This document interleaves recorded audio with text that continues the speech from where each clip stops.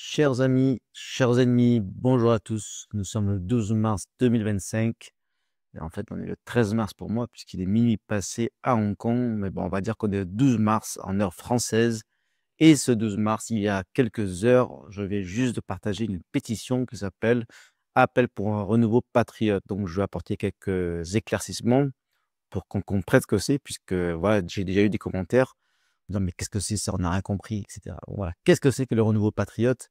Alors déjà, pour restituer le contexte, ça vient de Renouveau, qui était ma liste aux élections consulaires à Hong Kong en 2021. Donc, pour information, pour ceux qui ne le savent pas, il y a des élections locales en France, les municipales, mais à l'étranger aussi, c'est des élections consulaires. Et donc, j'ai été élu en 2021. Normalement, ça aurait dû être en 2020, mais ça a été repoussé d'une année à cause du Covid.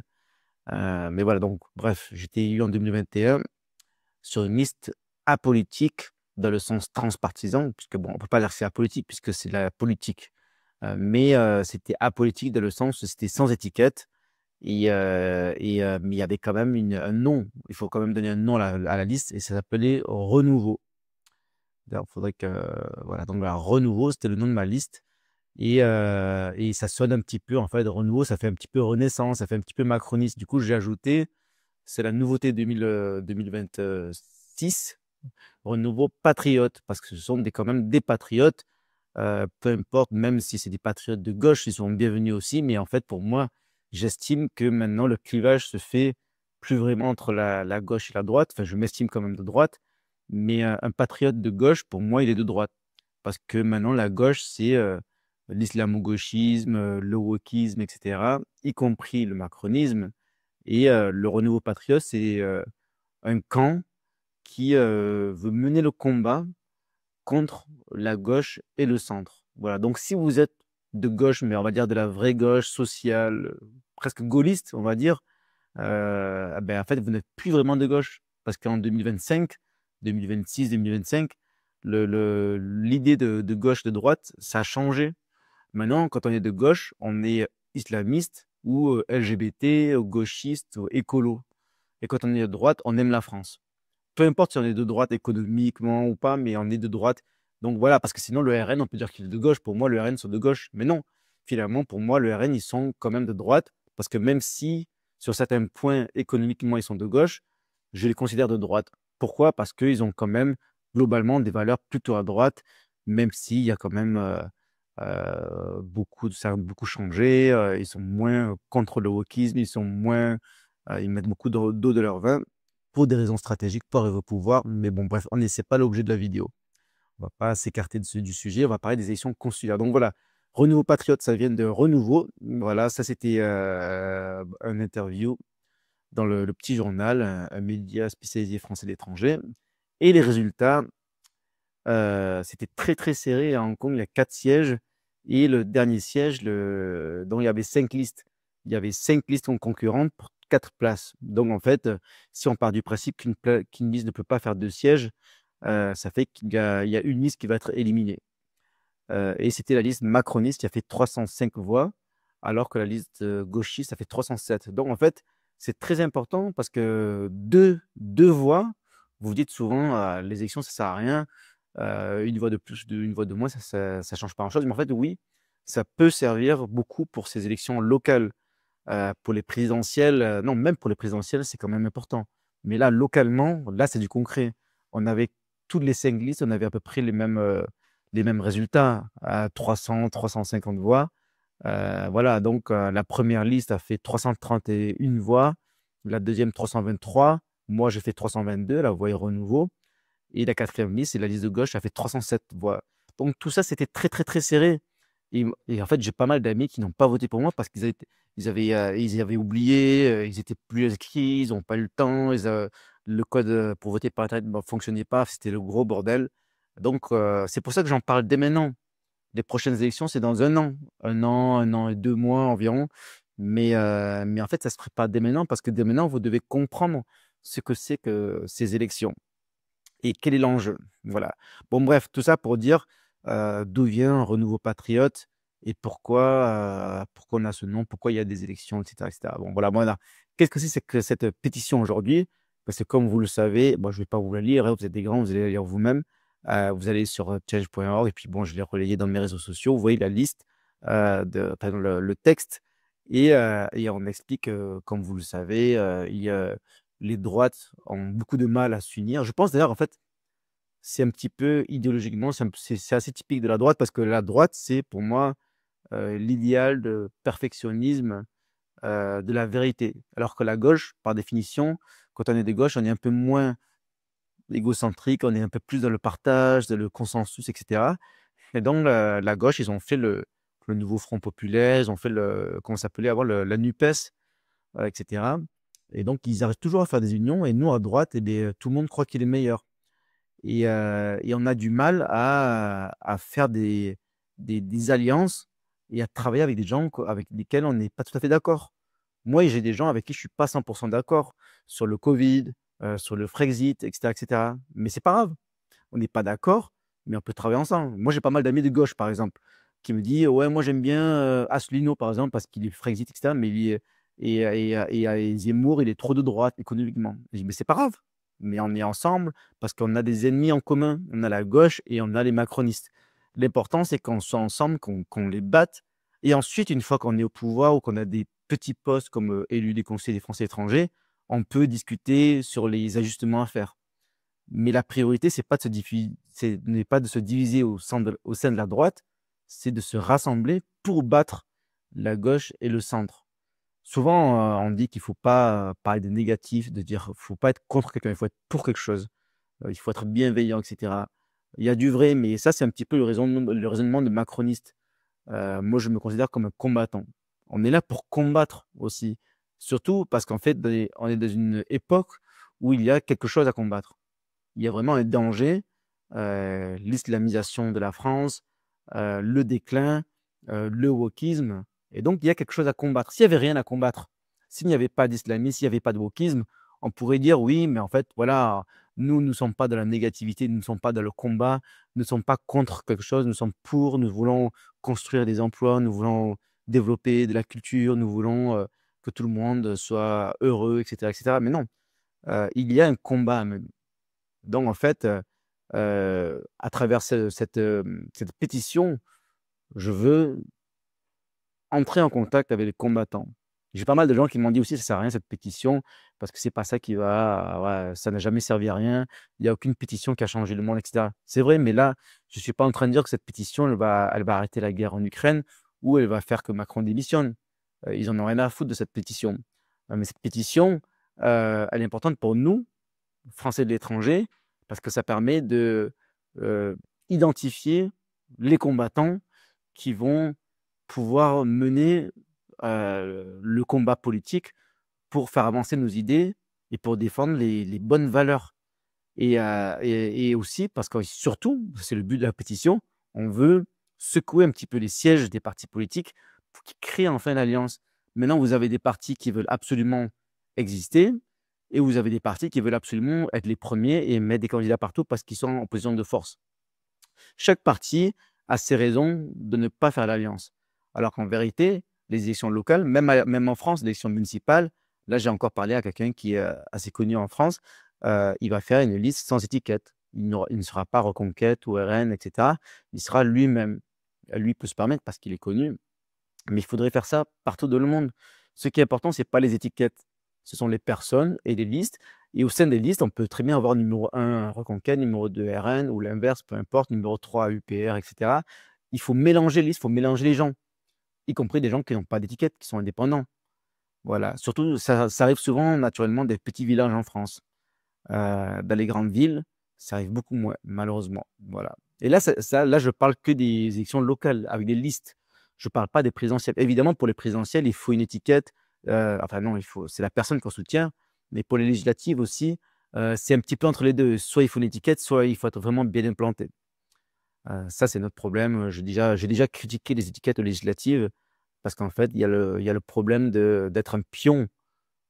Concrètement, rapidement pour les Français étrangers, par exemple, vous savez très bien que les Français étrangers, ils pourraient un jour être imposés sur leur passeport. Donc si vous avez un passeport français, vous pouvez être un jour comme les Américains, payer, l'impôt sur la nationalité. Ah ben il y a des il y a des il y en a dans le compatriotes qui peuvent soutenir ça. C'est pas impossible, hein. n'importe quel parti d'ailleurs, ça peut être l'URN, ça peut être Reconquête, ça peut être n'importe qui. Ça pourrait avoir du sens d'ailleurs. On va dire, vous êtes patriote, vous êtes à l'étranger, vous payez des impôts avec plaisir pour aider la France. Eh bien, en fait, non. Donc, quand on est français à l'étranger, il faut pouvoir être patriote, mais garder son libre arbitre et voter contre l'avis du parti avec un siège à Paris, même si c'est un parti patriote. Voilà. Bon, bref, j'ai un peu trop raconté ma vie. Donc là, on a fait cette pétition et vous avez, pour l'instant, je crois qu'on a 37 signataires. C'est pas mal, avec des responsables et des anciens responsables partout dans le monde. J'aurais préféré qu'il y ait plus de responsables actuels qui soient politisés, Reconquête, RN, UPR, etc. Mais voilà, mais il y a j'ai des anciens UPR, donc il y a Daniel, par exemple, c'est un soutien d'UPR, il n'est pas représentant officiellement. Et voilà, on a des gens qui sont activement engagés sans pour autant être responsables ou vraiment représentants. Et en fait, malheureusement, j'ai 2-3 personnes qui avaient des responsabilités. Et quand on a su qu'ils signaient cette pétition, ben, ça s'est pas très bien passé. Enfin, je pense.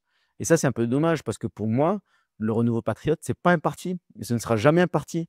C'est juste, bah, déjà, c'est une liste. À la base, si la liste, c'est le nom de ma liste aux élections locales. Vous pouvez très bien être dans le groupe Renouveau Patriote, mais si vous êtes, par exemple, je dis n'importe quoi, vous êtes au Mexique, vous allez vous l'appeler votre liste Renouveau Mexique ou les Français du Mexique, peu importe.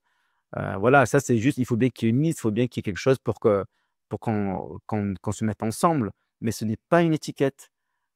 Et au sein de mes groupes Renouveau Patriote, il y a des responsables RN, il y a des responsables Reconquête, tout le monde discute.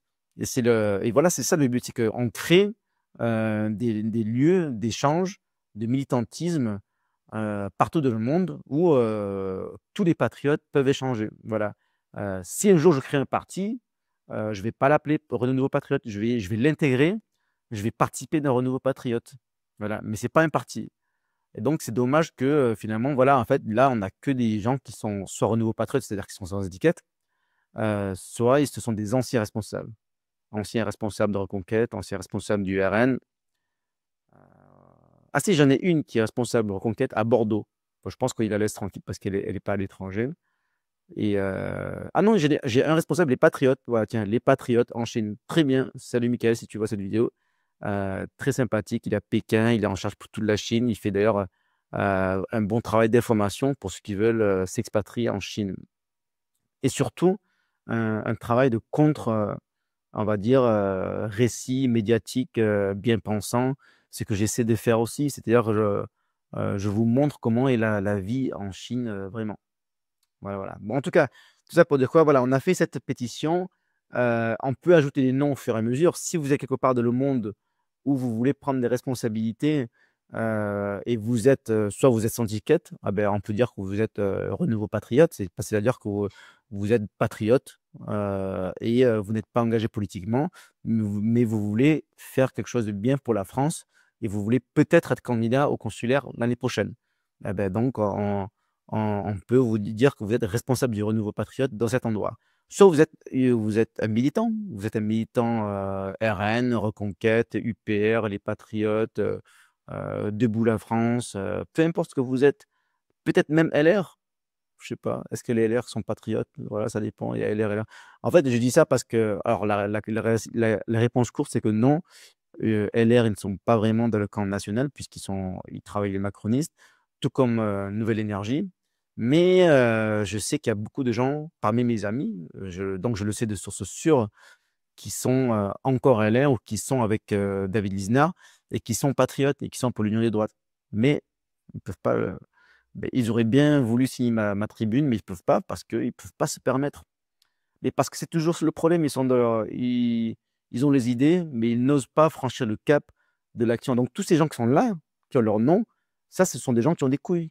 Enfin, il y a des femmes aussi, mais je veux dire, il y a des gens qui ont vraiment, ils n'ont pas peur. Ils ont des idées, ils ont des convictions, ils les assument. Et ils m'ont dit, tiens, Marlon, il n'y a pas de problème, tu mets mon nom, et pour moi, je sais que c'est important, l'union, je signe, il faut qu'on relaye ça, il faut que les Français étrangers, il faut que les partis, les sièges des partis politiques ouvrent les yeux et qu'enfin ils discutent pour travailler ensemble. Voilà. Bref, donc, je vous invite à me contacter si vous voulez des responsabilités ou si vous avez des responsabilités que vous voulez, rejoindre notre réseau et ou, que relayer tout simplement, signer. Vous pouvez signer, sans être un signataire officiel en quelque sorte sur la liste, mais vous pouvez être dans le décompte. Là, il y a combien? Il y a 24 signatures. Donc, je vous invite à bon, ça change pas si, s'il y en a 100 ou, 500 ou, 20, ça change pas grand-chose, mais bon bref, l'important c'est que le message passe et en fait, déjà, les gens réfléchissent, découvrent que ça existe cette élection. Non, parmi les gens qui me disent, «Cette pétition elle sert à rien, parce que les sièges s'en fichent». Peut-être que c'est vrai, mais malgré tout, elle a un rôle important qui est d'information. Parce qu'en relayant cette, pétition, vous allez tomber sur des Français étrangers qui savent même pas ce que c'est qu'un conseiller des Français étrangers, un conseiller consulaire, comme on peut dire plus comme on disait avant et comme moi je dis toujours parce que c'est plus court que conseiller des Français de l'étranger. Et en fait, on peut arriver à des bons résultats pour une raison très simple, je vais rester, je vais conclure là-dessus. Moi j'ai été élu en 2021 dans un scrutin qui a réuni 17,70 des électeurs inscrits. C'est vraiment pas beaucoup et c'est un des meilleurs scores du monde. Il y a des endroits dans le monde, c'était 15 12 10 peut-être même moins, je sais pas. Mais en moyenne, je crois que c'est environ 15 de le monde, c'est pas beaucoup, peut-être même moins. Voilà, donc en fait, ça veut dire quoi? Ça veut dire qu'il y a 80-85 d'abstention. Voilà, la plupart des candidats vont faire des candidatures, des campagnes très politiques, comme ce que faisait par exemple le FN, le RN à une époque, ou la gauche même. D'autres vont être indépendants comme moi je l'ai fait. Moi j'avais fait en 2021 une campagne, apolitique, ni de gauche ni de droite, rendre service, un peu comme si j'étais l'assistante sociale des Français étrangers, comme si j'étais une association. Mais maintenant finalement le sort de la France fait que j'ai ouvert les yeux et qu'il est important de mener un combat, mais clair. Alors comment faire? En fait, c'est ma vraie conclusion. Il y a des patriotes qui me disent: «Ouais, moi, je veux bien être candidat, mais par contre, je vais pas parler de politique, je vais être apolitique, je vais parler de business, de création, d'association et cetera». C'est ce que moi, j'ai fait en 2021. C'est-à-dire que vous ne parlez pas de vos idées politiques, vous parlez que du terrain, blablabla et cetera. Assistante sociale. Moi, j'appelle ça les assistantes sociales des Français étrangers ou alors les copies des associations. Parce que pour moi, ça, c'est pas le rôle des élus, c'est le rôle des associations. Le rôle des élus, pour moi, c'est un rôle politique. D'ailleurs, vous votez pour les sénatoriales, donc c'est pour ça que c'est important, c'est politique. Voilà. Donc il y a des gens qui ont ce raisonnement et moi, bon, je le respecte, pourquoi pas, si vraiment ils le sentent pas. Mais avant tout, il faut des gens qui ont une grande gueule, qui vont militer. Parce qu'en fait, quand vous êtes élu, concrètement, vous pouvez changer les choses sur le terrain. Vous avez le droit d'utiliser la liste électorale consulaire pour dire ce que vous avez à dire.